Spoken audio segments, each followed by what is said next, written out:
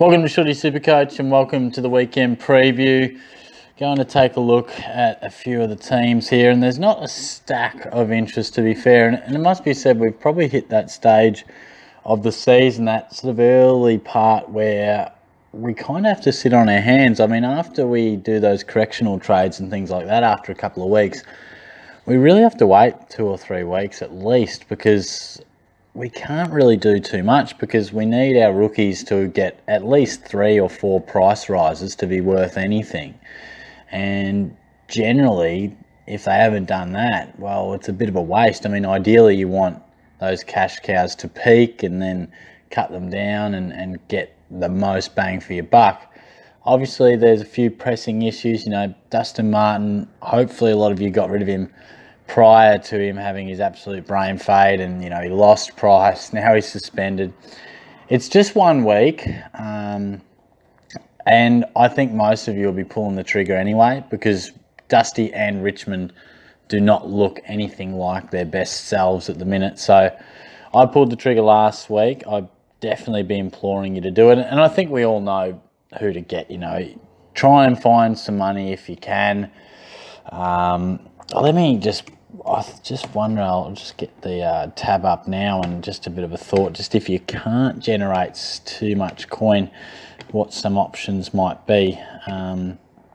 One sort of left field option is, look, if you can afford to hold him 1 week, and that sounds a bit silly because he's out for 1 week and then you trade him when he comes back, but if you've given up hope on him, you know, he's not going to go down in price because he's not playing.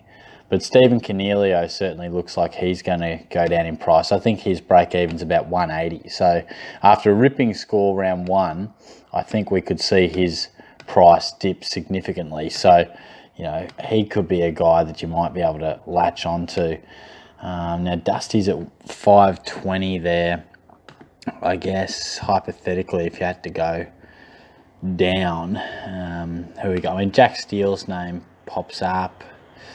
Otherwise, it does get tricky. I mean, Taranto's a guy who's averaging reasonably well, but I wouldn't be bringing him into my side. Look, I think it's an awkward situation, and I think it's one that you really do need to just find that coin. Where's Cornelio at? Let me find him. Where are you, Steve? Yeah, 570. So, yeah, it's pretty unlikely that he's going to fall 50k. And if he did, then you probably wouldn't want to bring him in. I think it's pretty certain he would fall at least 30. I'm sort of expecting a score between 90 and 110. So I think he then becomes within reach. But you've really just got to try and find a way to get a decent premium. You know, Sean Higgins is only an extra 28k. I think he seems to be the best option just ahead. If you've got a bit of faith in Merritt returning to form, yeah, that might be a guy you go with. But as I was sort of saying off the top, you can't do stacks at the minute, because we need guys to be going up in value by at least sort of 120k, ideally, hopefully more. And then you sort of want premiums to have a poorish week this week or next, in a way, I guess, because you want them to sort of have a bit of a bottoming out period around round 6 or 7 or 8, you know, sort of around that area. Because right now I think we've just got to let those rookies do what they do and go up in value, and you hope that they stay in the side, and you hope your premiums stay out of trouble and don't get injured and all that. You know, clearly that's ideal in a perfect world. And then once we wait 3 or 4 weeks, then we can go nuts. You know, sort of rounds 5 to 10, we can really use 2 trades almost each week, all being the right time to do it. But it's a real good opportunity to start that rookie ramp, just get it rolling, bring guys in, you know, the Sydney Stacks of the world, bring them in, cut the guys who have peaked, and try and find yourself a premium who's bottomed out a little bit, or even one that you can just afford.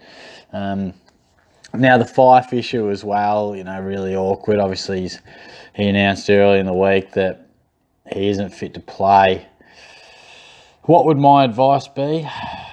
It's a really tough one, because if he's pulled a hammy and it's going to be 1 week, my advice is, yeah, just definitely keep him. But the concussion issue, you know, the fact that I think he'll only miss 1 week, but does he feel the effects in some way, shape or form for 3 or 4 weeks? That's not to say he shouldn't be out there, but will he be at his best? Because I remember Jordan Lewis, when he got knocked out big time, he said that, you know, he came back and played and he was right to play, but he just wasn't 100% himself. It took him a little bit. It's hard for me to say 100% because I don't have him. Personally, it was great that he scored low. It was terrible to see him knocked up in that fashion. It was quite brutal. But for someone who wants to pounce on Fyfe in 3 to 4 weeks, him scoring that sort of a score was brilliant. I'm inclined to keep. I'm inclined to hold, I think. I'd back him in to recover and just be good enough. Even if he isn't back to his very best for another 3 weeks, you could still see him scoring 90s and 100s. And the fact is, we want Fyfe by the end of the season. If you really wanted to get a little left field and you're like, hey, Shorty, you haven't used a trade yet, you know, I've got trades, I'm feeling good, you might trade him out now, and whoever that might be, you could afford just about anyone.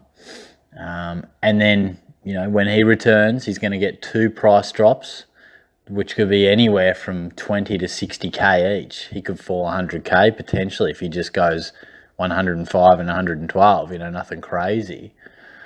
You know, he could be really cheap and you could go, bang, I'm getting him back in 3 or 4 weeks. That might save you 100k, gets you a premium score for this week. But the downside is that you've used 2 trades that maybe don't have to be used, because, you know, it's realistically for 2 weeks worth of scoring and to get yourself a little bit extra coin. In theory, he's going to go down, but if he only goes down by 50k, all of a sudden, you know, that trade to get him at a cheaper price isn't looking as good. So my message to you would be to hold him. If you can, of course. You know, Bailey Scott's been dropped, and, you know, if you've got a really poor scorer on the bench, or you don't have faith in an Atkins or something like that, then your hand might be forced. But I really think that we're going to want Fyfe by the end of the season. And therefore, using a trade now and then probably a trade very soon, and maybe another trade just to get that coin to upgrade a rookie. You know, it's a whole lot of effort for probably not a stack of reward, and it's a lot of messing around, and you might have other premiums that you need to focus on getting rather than Fyfe. So it looks like it's going to be a week, so I'd just be patient. Look, you might cop a 50 where you would love to be getting 120 from Fyfe or another premium in that spot. It might be annoying for this week, but I think long term you'll be pleased with your choice. So that's about all for my thoughts. I don't think there's too much. I put the VC on Clayton Oliver. I was umming and ahhing with Grundy. I wish I stuck with Grundy, because that was my... Last night I was really close to switching him. So if he pumps 150 out tonight, I'll be happy, but I could have been a lot happier. So the C's on Cripps. I don't think Gold Coast have anyone decent to tag, do they? I don't think. Dangerfield was one I thought about, but just the De Boer thing. Not that I think he'll beat him, but you just never know. You'd rather see a fella not tagged, and, you know, Cripps was given a bit of attention last week. It scored 150, so cop that. But I'll wind it up there. So thanks for tuning in. Hopefully everything's going well with your footy side and your SuperCoach side. I'll be back soon. Bit of draft stuff coming up. I think we'll have Dan on the show soon. And, of course, the press conference later in the weekend. Cheers.